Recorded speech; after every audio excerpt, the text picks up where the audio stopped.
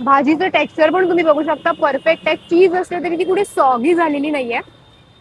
प्रत्येक इन्ग्रेडियंट दिसतोय. Like cabbage आहे, कॅप्सिकम आहे, कांदा आहे आणि चीज ऑफकोर्स. मी नुसती भाजी सुद्धा पूर्ण वाटी भरून खाऊ शकते, एवढी सही भाजी आहे.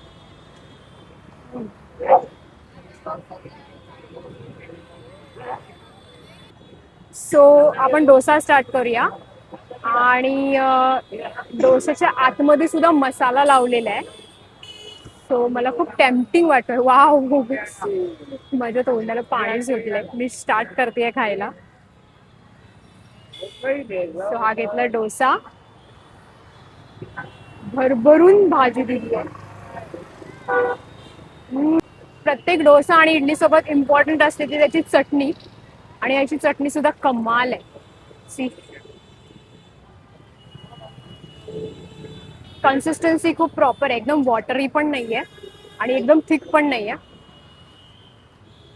रेड चटणी ट्राय करूया. रेड चटणी पण आहे, ती सुद्धा ट्राय करूया. डोसा खायचा असेल सो मी आता रेड चटणी ट्राय करते.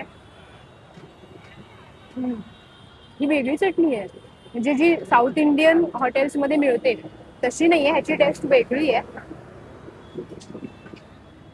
त्याच्यात बीटरूट आहे. तुम्ही भाजीची क्वांटिटी बघू शकता. माझं ऑलमोस्ट हाफ डोसा फिनिश झालाय, तरी भाजीची क्वांटिटी अजून वाटीवरच आहे. आणि मी चांगली भरभरून भाजी घेते. फक्त खा.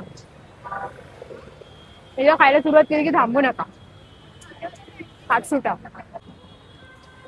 माझा डोसा संपलाय, तरी माझी भाजी संपली नाहीये. सो मी आता अशीच खाते, कारण ती अशीच खायला पण एकदम भन्नाट वाटते.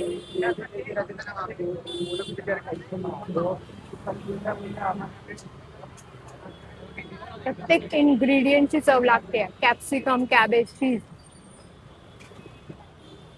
सुपर्ब.